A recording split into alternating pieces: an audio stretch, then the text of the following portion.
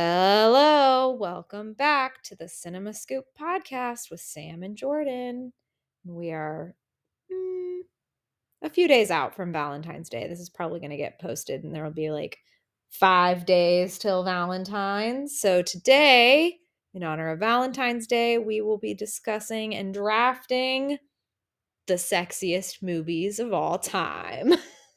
Yeah, so we're gonna go back and forth and pick 5 films and do a little draft where we will each pick which movies we think are the sexiest, and it should be fun. Yeah.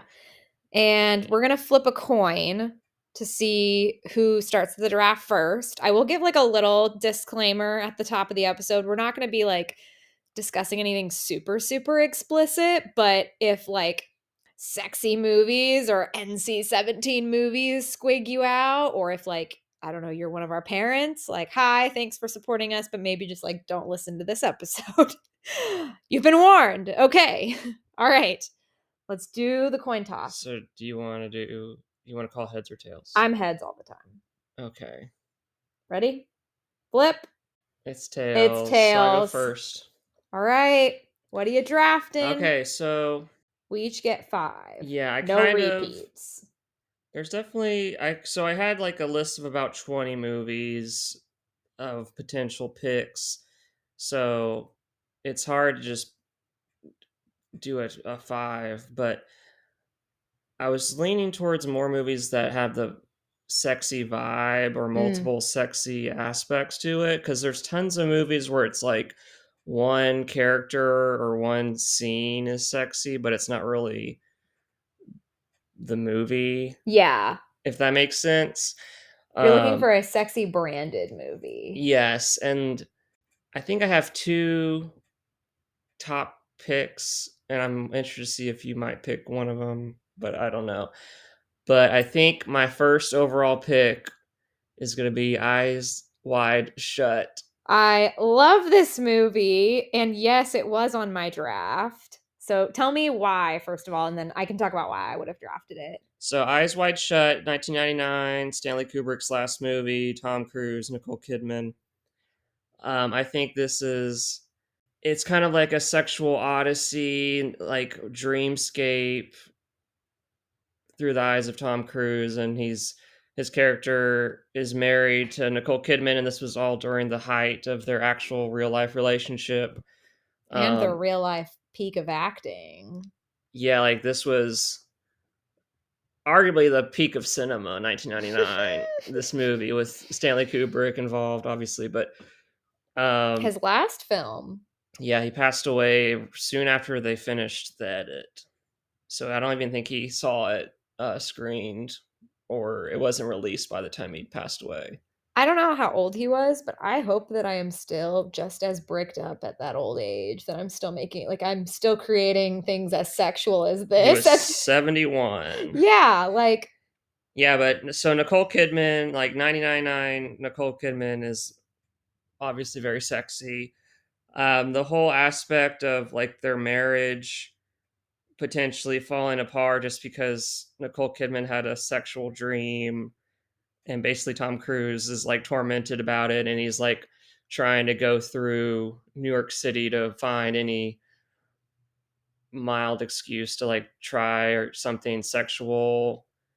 He's like on the lookout, and he like tries to like do stuff with a prostitute, and then he stumbles upon like somewhat of a mystery of like a potential secret society of like sexual deviance that he's just more like curious. And so the rest of the movie he's like trying to crash this party, the iconic masked party at this giant mansion. And I think from a sexy standpoint, all the parts in the mansion towards the end are pretty dreamlike sexy. And then I really like the ending with Nicole Kidman's character talking to Tom Cruise about what they should do as soon as possible. Yeah, the like last line of the movie is iconic. Yeah. And I think just from a film perspective, it's a great film. Like I love the cinematography. I love the sound, and I think the chemistry between Tom Cruise and Nicole Kidman within this movie is just really good for what it, because it's also, I'm pretty sure they broke up soon after this movie. Maybe it was a few years after it, but it's kind of uh, their marriage portrayed in a movie, but also in real life. It's a great like mirroring of reality, I think, just in that retrospect. Yeah, like the TLDR of the movie is that like you said, basically Nicole Kidman had it basically confesses that she had a thought about cheating on Tom Cruise's character in the movie. And so she confesses that to him and that drives him insane to the point where he's like, "Oh yeah, I'm actually going to go do something bad." But like even him like kind of doing that is like a blunder because it's like he's not very good at figuring out how to do things or how to get involved in like seedy things, and like it just kind of flops for him, but he ends up kind of stumbling into, like you said, a mystery where it's like, you know, you almost want him to keep going further. It's the old I put down it's like the ultimate I shouldn't be doing this right now trope of sexiness where it's like, "Ooh, this feels wrong. I shouldn't be doing it, but I'm going to because I'm vengeful." Um yeah, I really really like this movie. You basically said everything that I would have said about it. So I yeah, again, it would have been a drafted pick of mine, but Okay, um so what's your number one pick? my number one pick is my strongest contender, starting out really really strong. I think this is my only I don't think it's my only PG-13 pick, but it is the sexiest PG-13 movie I've ever seen. I stand by this until the day that I die and the haters can back off, and I don't care what anyone says. It's Star Wars The Last Jedi. It is the sexiest movie I've ever seen that has no sex scene. And the reason why I think this is like maybe one of the sexiest movies I've ever seen is because it plays into a couple of tropes that just, for me personally, work really, really well. It's enemies to lovers, it's the bad boy trope, and it's the will they, won't they, which is like, okay, all right, that's perfect. And it's like, she's also not like at the complete, like, I love a good sexy story where it's empowering to like both the woman and the man. I don't really love like sexy stories where like I, I don't know, like the girl has like no choice or like is not like in on the matter. Like I don't know how to explain that, but like I feel like movies where it's just like a sexy bimbo just like don't work for me. It's like, oh, a sexy strong female character is like I shouldn't like this bad boy, but I do. And like she can't help it. Like she knows that she shouldn't be drawn to him, but she is. And like And they touch they touch hands. hands telepathically. Like there's a They half look naked at each Adam other in an Driver. elevator. They look at each other in an elevator and she's like, I saw there was something in you. I can't remember the exact line, but she's like trying to convince him to turn good and he's trying to convince her to turn evil. And just the last part of this movie where they fight off all of the like, what are they called? They're like The red guys. the I don't red know. guys in the in like Snoke's throne Yeah, his room. guards. Pythorian something. I don't. Interesting. I I don't don't know. know. I don't care. They all died anyway. But like this really, really, really did something to my brain chemistry when I saw it because I was then like, I knew like when I was younger, I liked Star Wars because I was younger around the time that like the prequels came out, but those aren't very good and they don't really hold up. And like I really liked The Force Awakens and I was like, "Oh yeah, like I'm a Star Wars fan." But I just remember like there was something about this like this trilogy that like you were very into it at the time and you were like super deep in like the Star Wars subreddits of like leaks of what was going to happen. And I just have this visceral memory of you coming home one day and you being like, "Jordan, I know something about The Last Jedi and what's going to happen. And I need to tell you about it." And I'm like, "Okay." And you're like, "I'm pretty sure it turns into a love story." And I'm like, "Wait, what?" I'm here for it. Tell me everything. And you like told me all like the intimate details of what might happen in the movie, which were all of the things that did happen in the movie. But I just remember like sharing in these like secrets about Star Wars before it was even out and like you telling me about them. And there was something naughty about like knowing what happens in the next Star Wars before it comes out. And then also being like on this side of like the Reylo fandom that like people really didn't like. And being like, you know what, I don't care because like I actually really like that. And like us kind of bonding over that was really fun. Like Hmm. I have like very strong memories of like our apartment and like us staying up late and talking about it and stuff. And like, Yeah, we were very much Team Raylo for yeah, sure. I still am. Yes, and they kind of botched the ninth movie. We don't have to talk We don't have to about, talk about but that. yeah, I'm surprised you picked this because I don't think of it like that. I mean, I know what you're getting at, but it's just funny. It's the number one sexy movie in my heart. And I have way better, more like universally sexy movies to pick after this, but I would be remiss to not bring this up as like a movie that just every time I see it, I'm like, hot damn, they love each other. They just need to get together, just kiss already. Like, it's just one of those movies. I can't help it. Okay, so my second pick, we're just gonna go hardcore right now. As if Eyes Wide Shut wasn't hardcore. We're gonna pick Nymphomaniac Volume 1 Great choice. from Lars von Trier. Great choice. Yeah, this one, yeah, I'm pretty sure every movie that we're going to talk about, this is probably the most explicit visually, so this is probably we'll see, but it's definitely up there. Um yeah, it's like a woman tells her story about her sexual experiences. You know, she's basically a nymphomaniac, so like she has a ton of sex with a lot of guys, but it's almost like these little vignettes of little stories that are just very well shot, and like it's hard to describe because it's not all about sex, but it's there's like lots of elements of just humanity and like talking to people and like understanding what the other one wants, and like It's like sexy scientific. yeah, there's a lot of interesting like inserts of diagrams of like, Visual aids and stuff. but they're like it's like double layered of, like they talk about fly fishing and how that could also be an innuendo to sex, but they show a diagram of how fly fishing And how works. like the nymphs work to like attract a fish. Yeah. And like they sort of parallel it like that. Speaking of parallel, there's like a parallel parking diagram too that they have at one point. I don't remember the illusion for that one, but there's there's a lot of that in the movie. Yeah, I really liked that. What that was like a random, let's just watch this movie and see what happens type of movie. And Yeah, it we liked it more than we thought going in, and you know, there's a volume 2, and if you combine it, I think it's almost 3.5 4 hours for both of them. So we hadn't finished the second one yet, but it's much sadder. yeah, so we kind of like gravitated toward the first one more, but Shia LaBeouf has a funny little part.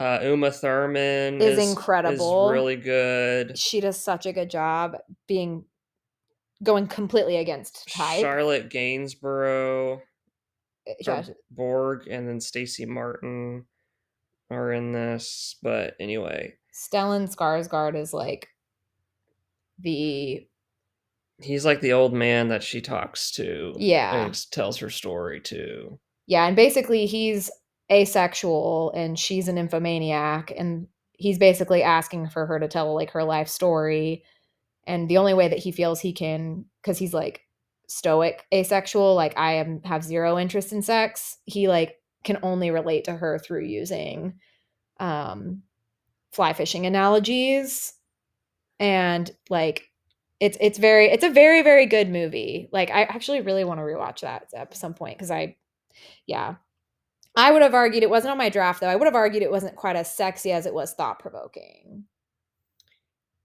Yeah, I was thinking about it as more in terms of like there's tons of sex in it, and There it's is a lot of all sex in about it. sex. And I mean, it is pretty sexy for like if you're talking about just like getting turned on or whatever. But like, Yeah, yeah, that too, though. There's a lot of like, ooh, she shouldn't be doing this right now. But again, like, she's an infomaniac, so she does a lot of like questionably. risky sexual thing. So that's fun to watch in a movie, I guess. Okay, are you ready for my next one? Your number two pick. My number two pick, I hold this so near and dear to my heart. You could probably guess what it is, but it's the 2002 movie Secretary.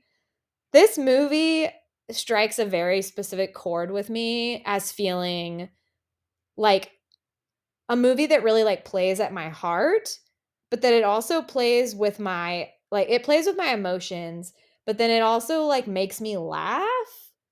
And it also is like maybe the most beautiful movie I've ever seen as far as like the costuming, the makeuping, the set design, the way it's filmed, like the color grading and stuff, like everything about the movie is just like it's that stupid TikTok sound where it's like, I want to go to there. Like, I want to go to there. Like, I want to live in that fucking office, like with all the orchids. And I just want to like wear her little like light purple eyeshadow that she steals from the paralegal. And like everything about this, like her bedroom with like the hamster tubing around the walls and like how juvenile her like bedroom looks.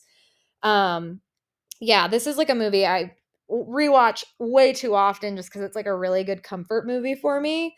This is probably like one of the sexiest movies that has less than 60 seconds of actual sex in it. Like there is very little sex in this movie for being like as Yeah, it's all build sexually up for them. It's all it's like 100% build up intention. yeah. And again, it plays on the will they won't they. But what I really really like about this movie is aside from all of the things I've already listed is that it's two really awkward people. Like it is two completely unsexy, very awkward people that are like learning to love themselves and learning to love each other. And like to me that feels very lifelike. And like what I dare you to find something hotter than James Spader, early 2000s, is mentally tormented. And whenever he gets turned on, he has to go do push ups. He has to go do sit ups to Or run like on get a his, or run treadmill. on a treadmill to get his mind off of it. Like, there is nothing sexier than that. And like, yeah, like I dare you to find a movie that is sexier than this movie in because this movie is sexy in all ways. Also, it is worth mentioning that the music is sexy in this movie. Um, this is scored by one of my favorites, Angelo Baldamenti, who scores nearly everything David Lynch. So it has a very like Lynchian vibe to the movie while it's like pretty campy and like silly and cheesy. But at the same time, it like takes itself seriously in like certain avenues.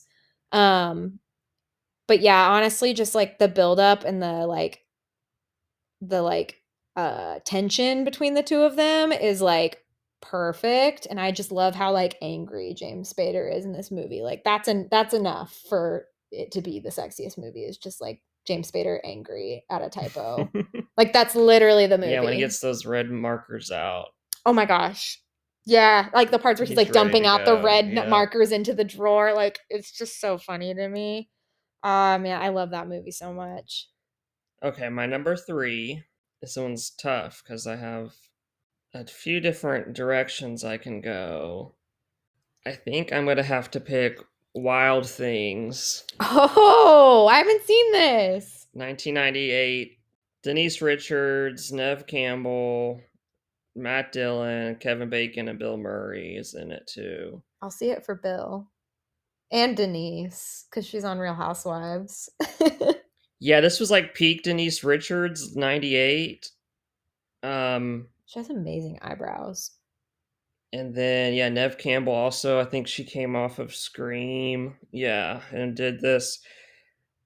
It's like it's kind of like a. It's almost a made for TV movie, but like That's perfect. with like more like sex involved. So It's maybe on Spike TV at night or yeah, this something. was like always on late night cable in the mid 2000s.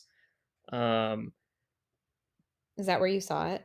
I can't remember the first time I saw it. I've only seen it maybe two or three times, but it's also one of those that's like almost always on Tubi and like stuff like that, where it's like got this melodramatic feel to it. So basically, Matt Dillon is a teacher at a high school, and Denise Richards is like a senior, and she basically accuses him of sexual misconduct or assault. Mm. And so there's like a trial, and Bill Murray's his lawyer. And then Nev Campbell, I think, might also be a senior at the high school. And anyway, the stories get interconnected. I won't spoil it, but Yeah, I really wanna see this one. there's two specific scenes that if you've seen this movie, you know what scenes I'm talking about that are like really good, Sam sexy, is just Denise nodding Richards, aggressively. like um Isn't this, like, the main thing she's known for? Am I wrong? Am I just, like um she was also big in so she also did Starship Troopers the year before. Um and then she was in the James Bond movie right after this. Mm, So this was like a 3-year peak for her for acting, was the late 90s. And yeah, she's super hot. Then there's multiple scenes with Nev Campbell as well. And the story is really wacky, and like the last maybe 20 plus minutes kind of take a weird turn that you definitely weren't expecting, but it's very good. Like it's not a great movie by any means, but it's but a great sexy yeah. movie. Okay, I gotta see it. I gotta see it. Yeah, I'll add it to my priority watch list because I think I need to just bite the bullet and see it. All right. Are we on You're number 3. my number 3? I don't think this is going to be on your list, but this is also a very sexy PG-13 movie. Um, it is the 2001 Laura Croft Tomb Raider with Angelina Jolie as Great Laura Croft. choice. This truly affected my brain chemistry at the age of 9. It all started out with me seeing Uma Thurman as Poison Ivy whenever I was 4, and I was like, "Oh, I wanna be a bad bitch." And then I saw this, and I was like, "No, I know I wanna be a bad bitch." Like, there was something about me seeing this movie when I was like 9 where I was like, I really, really, really want big boobs like that. Like, I really want to be an archaeologist fighter with 2 gun holsters, a braid, and big boobies like that. Like, that's what I really wanted. And I think, like, there's something crazy to me about the fact that, like, they redid this movie with Alicia Vikander, which I haven't seen. I don't intend on seeing it. But this movie, like, she as a character in the movie is like okay, I'm sorry. If Margot Robbie is the real life Barbie, Angelina Jolie is the real life pixelated PS1 Laura Croft. Like, Yeah, she's tits like and perfectly all. casted. 100%. And like, what is better than finding a woman who is an archaeologist, has 2 guns, is sassy, has a really terrible British accent, and has a good relationship with her dad? Like, what else do you want? Like, you can't ask for more than that in a woman. And like, there's all these scenes with like her dad and like in the movie, and it's like, isn't it like her actual dad in real life that like played? I think John it's, Boyd. yeah, John Boyd plays her dad as Lord Richard Croft. And like, there's lots of like dreamy, gauzy, like dream scenarios where she's like getting messages from her dad on what she should be doing. And like, there's a lot of like really quippy, fun one liners she throws out that are like just so funny. And like, I just love this movie. It's an iconic movie. It's all around sexy. It knows that it's sexy and it Yeah. plays into it. Yeah, I remember the part where she takes that shower at the beginning Yep. and has the towel, and then she like I guess she's like practicing or training in her like giant mansion area, and she's like climbing on the walls and like jumping and doing all these crazy stunts. It's so funny. She is fit as hell in this movie too. Like, she is like, yeah, just incredible, honestly. Yeah, that one was not on my list. So now I got 2 more picks. It's tough, isn't it? It's tough out here with all the sexy movies. I know we could have done 10 picks each, but then it'd be too long. But I think Well, we can go through like we'll do a brief honorable mentions. yeah, because there's definitely some that I know won't make the cut that deserve to be talked about. My next pick is going to be Benedetta. Another one I haven't seen. And this is Nuns, right? This just came out a few years ago by Paul Verhoeven, who did RoboCop and the um, recently mentioned Starship Troopers with Denise Richards. Paul Verhoeven has a knack for making quite sexy movies, actually. Yeah, so this one is basically about a bunch of nuns. The main character is Virginie Ifra. I think she's French. Um, but it's based. I think it's a French production, but it's based in Italy. But it's like the 17th century, and this main character Benedetta basically is like a uh super like spiritual, wants to be a nun type of woman, and like she has all of these um prophecy type abilities, and like can briefly like look into the future and like help. Like there's this moment where a statue is about to break and hurt somebody, but she like is able to almost have a spider sense and like save it, but then they think that she broke it, so she kind of gets in trouble. But anyway, it kind of shows her progressing into a young woman, and then there's this other actress, Daphne Patika, who's like almost a homeless person, but she's like, I can't remember if she's with her like husband or father, and like they're basically trying to sell her away. And the main actress has kind of like a heart to like bring her into the nun uh, church or whatever. And basically the she's like super thankful to the main actress, and so like she like quickly kisses her, and the main actress is like, oh, what's this, like I've never been kissed before kind of thing. And so like it's kind of explores like her becoming sexually active with another nun, and it's very sexy, but then it becomes like she's like so correct and being prophetic, they think she's like a Christ-like figure, but then she's caught being a lesbian, so they're like, They discount what she says. yeah. Yeah. But yeah, it's very sexy, and I think you should watch it. Okay, so I will add both Benedetta and Wild Things to my priority watch list so that I can have two of those down. Because, yeah, there's, it's funny because, like, I think you've mentioned them both to me, and it's just like hasn't worked out for me to watch them in the moment. But now that it's almost Valentine's, what better time to watch a nunsploitation film than than at Valentine's?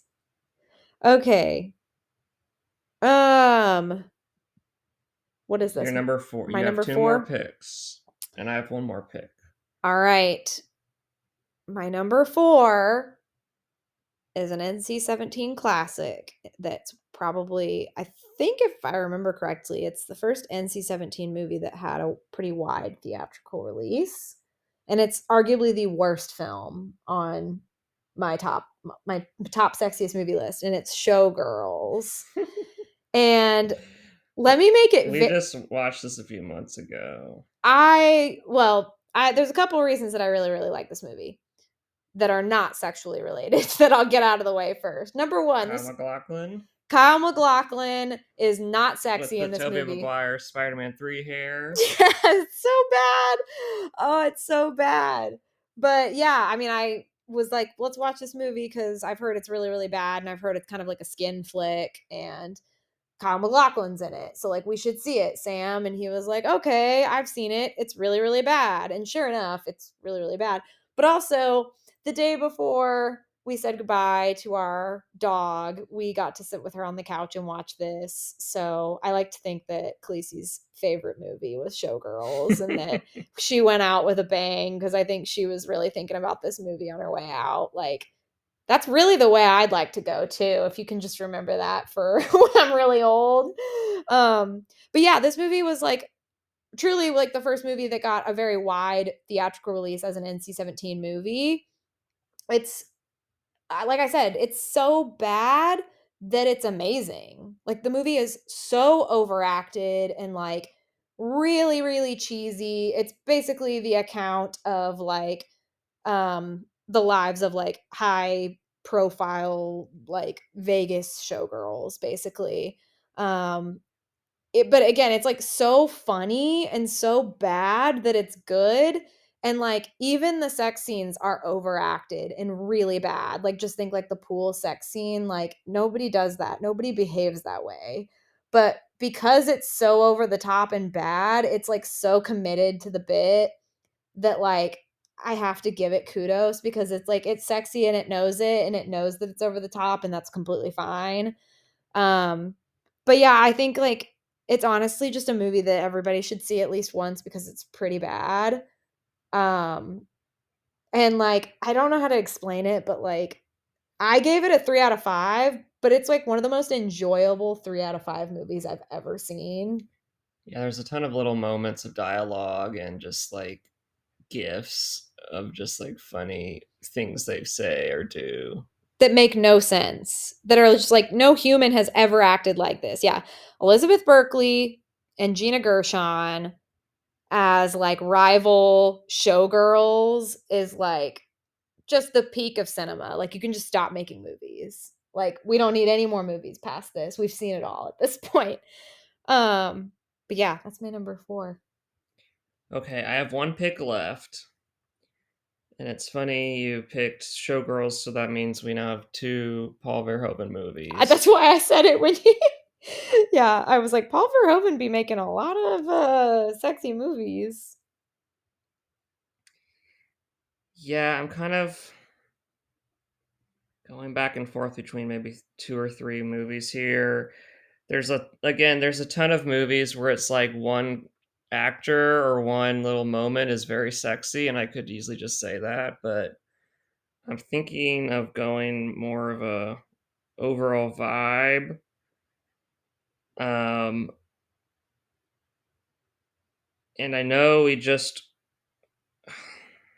it's difficult. It's hard out here with sexy movies. Yeah, now I know why. Like in sports drafts, they have about 5 to 10 minutes between selections because I might need to I request a trade here. Or I kind of pre-selected my top 5, but like I'm actually kind of like might pivot on my last you one. actually haven't picked any that was thinking of picking at all. That's what's really funny. We thought we were going to overlap so much because we've seen a lot of sexy movies together, but like I think it's funny because I knew 2 of mine you were never going to pick, and so I had to pick them or we weren't going to discuss them. And if we're talking sexy movies, it's personally like my top 2.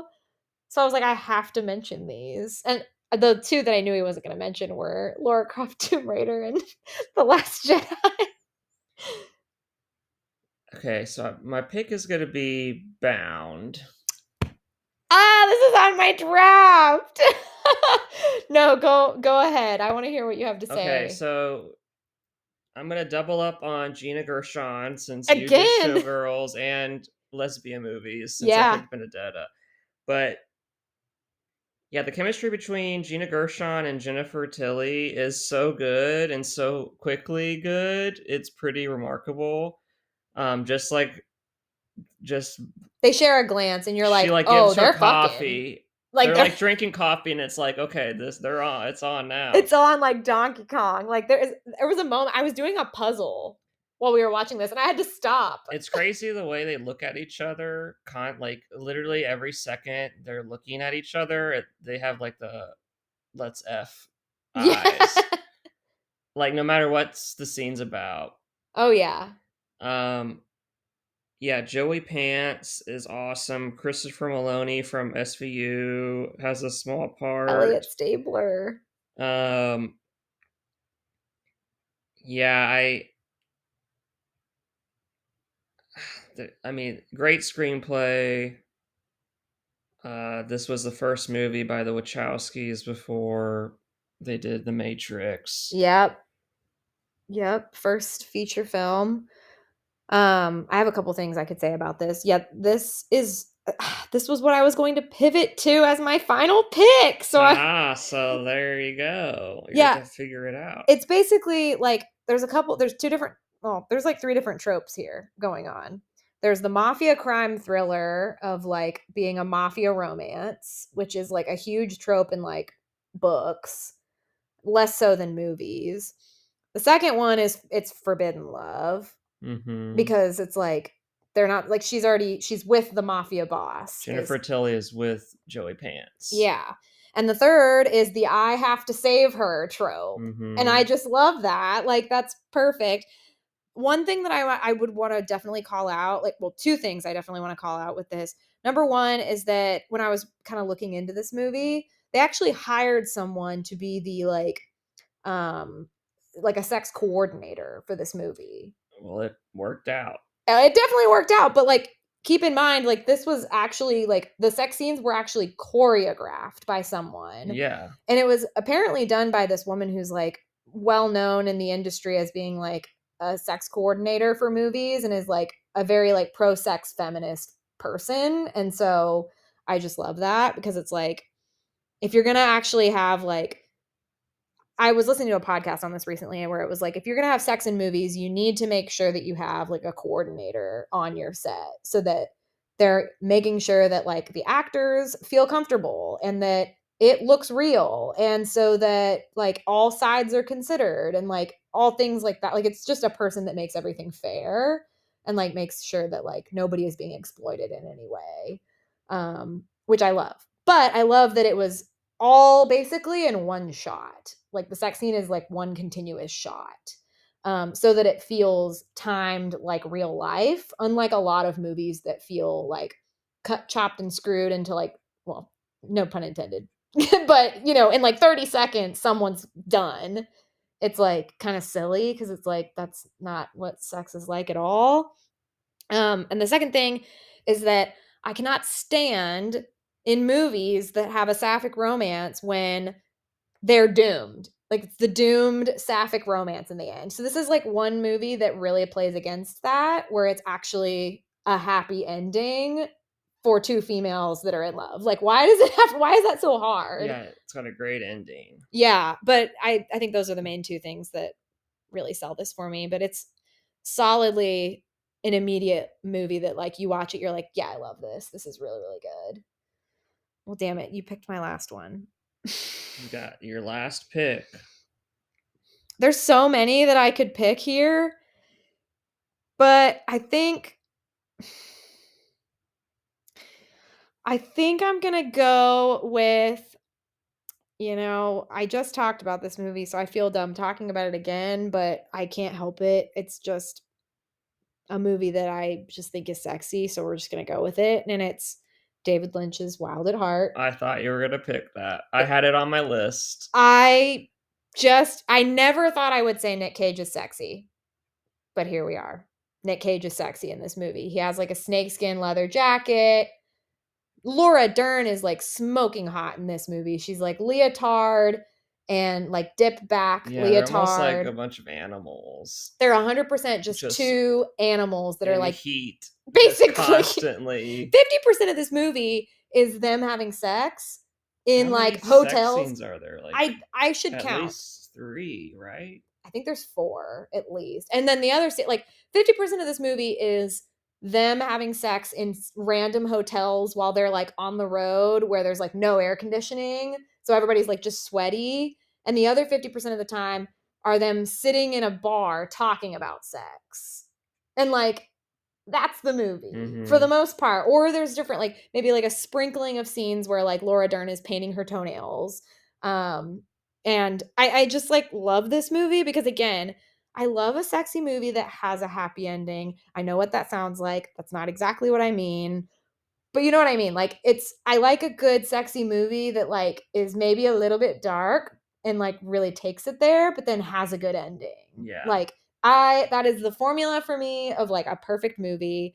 And I also just like really like how like the message behind this movie is sort of like people from violent pasts like still have a chance at love and like can still find love. And I just love that because arguably like Laura Dern's character comes from like a very violent past and Nick Cage is just sort of like down on his luck a little bit. And it's I don't know, it just feels very realistic to how like two wildly in love people would just try to like against all odds like we're gonna make it and we don't care. And like they're just so hot together. Like they're like I fucking love this movie so much and Laura Dern is just like an angel. Like she's just so perfect in every way. Like yeah, I think that's a good fair choice for my last favorite sexy movie. But there's so many other ones that I could pick. I will also say this was very close to getting an NC-17 rating, but David Lynch was contractually obligated to provide a rated R movie. So instead of taking any sex scenes out of this movie, he took out some of the violence instead so that he could get an R rating, but he left in all the sex. Nice. So, for that, I commend him.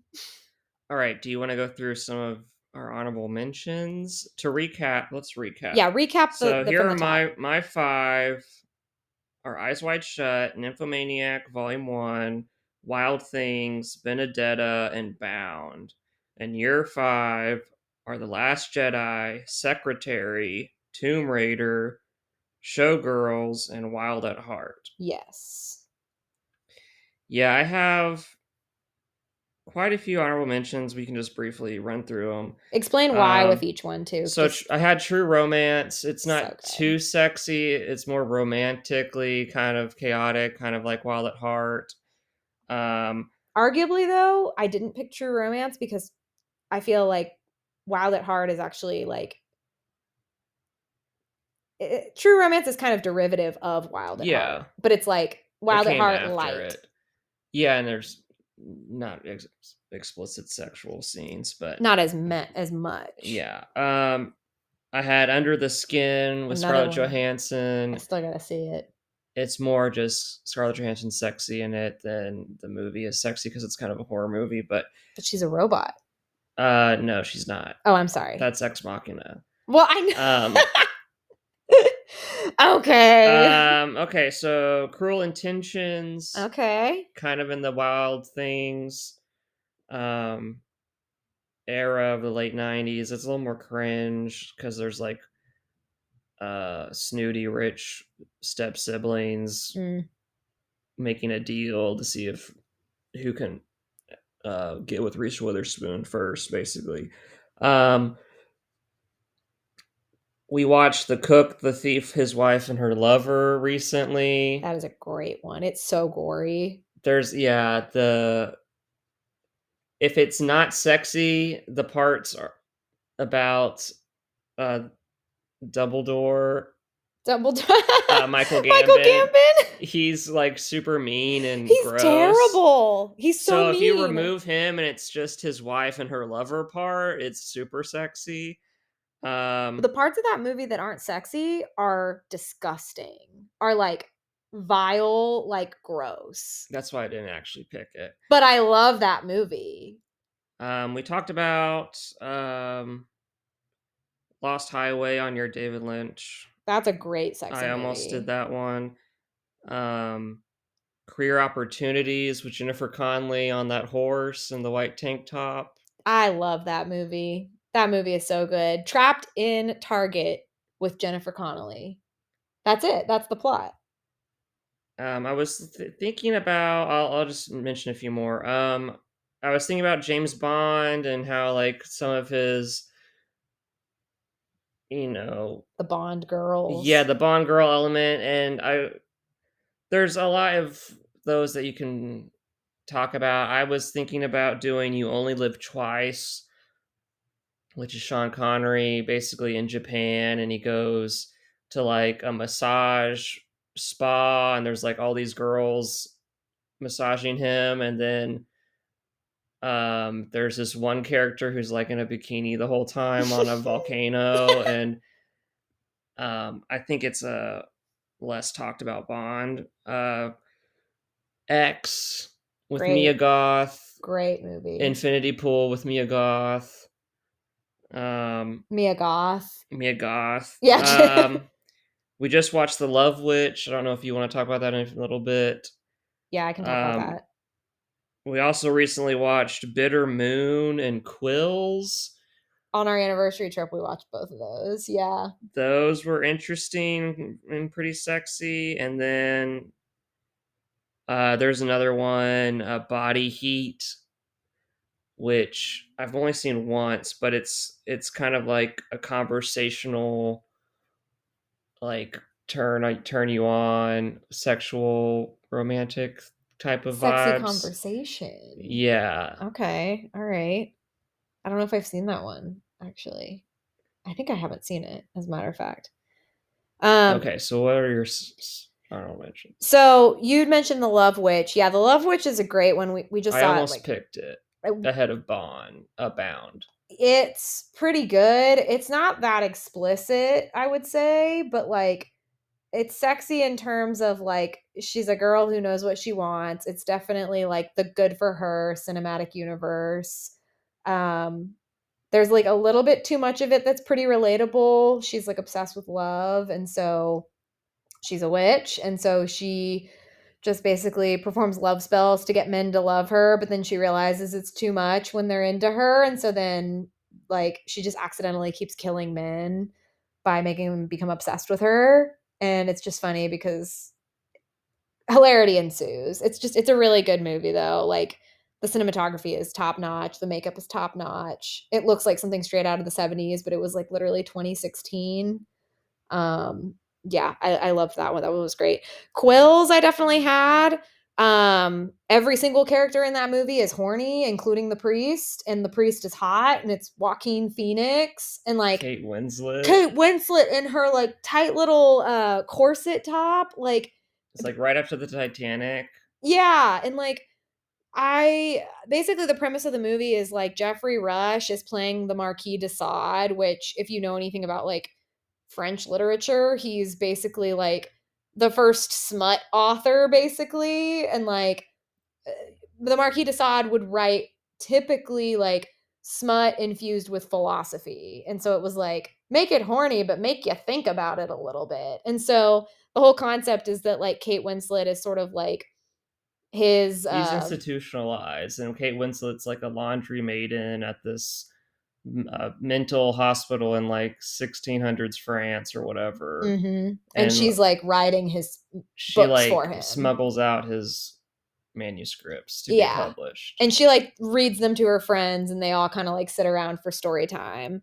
And it's such a good time. Like honestly, the opening shot of that movie is what's so great about it, because it mixes like how you can sometimes like not think about how like death and sex are very similar. It, a very very good opening shot. I love that movie. I also put Tie Me Up, Tie Me Down as another That's a good one. great Spanish sexy movie. It didn't make the cut ultimately because it's like Stockholm syndrome. I mean, like it's basically Antonio Banderas is kidnapping a woman and is convinced that he needs to marry her. So like in a movie, it's very like sexy and hot, but like in practice, it's like get the hell away from me. Like don't kidnap me, please. But like for fun, for a little bit of time, it's great. I also read that this was released in like 1989, and the NC-17 rating had not been instated yet. And so there was like nothing they could put this down as. And this was apparently like something that helped establish the NC-17 rating. Um, Pedro Almodovar apparently does quite a few like sexy films, but this is the only one I've seen so far. I also had Bound. I think I have a couple more I can talk about, but I also put Nymphomaniac on my list too.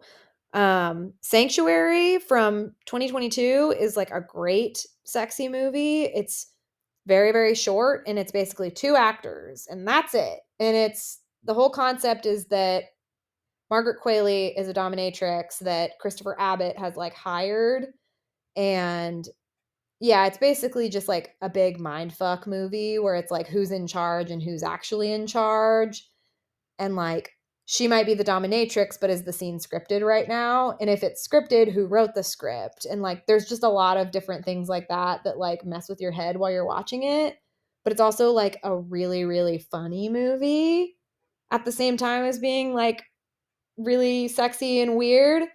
I liked the ending of it. A lot of people don't like the ending of it. I thought it was great because it's like really funny and cute and campy. I also put Saltburn. And the reason I say that is because I respect people that say that they did not think this movie was sexy and that they didn't like it or they thought it was gross because I agree, it's gross. But I use this as a litmus test with like all my friends to figure out if they're freaky or not because it's like freaks only. But like all my closest friends are like, "Oh yeah, that was hot. It was so gross, but it was so hot." And I'm like, "Thank God. I have freaks for friends." Like I love that. Um but it's a movie by women for women and it's mostly all men and that's about all I have to say about it. A couple more that I could mention. I just recently saw The Laughing Woman, which was like a really great skin flick sexploitation film about a woman who gets kidnapped and this guy is sort of like torturing her and she kind of has to like mentally best him in order to escape. That one's a really, really good one. The Story of O is like probably the most sexually explicit film on this list, I would say, um, and is very, very good. I don't really have anything to say about it because it's just really, really good. And that's all I have to say about it. The other thing that I could mention would be Poor Things. Mulholland Drive is another really good sapphic romance, but does not end happily. So it plays into the doomed sapphic romance trope. Still a really good romance, though.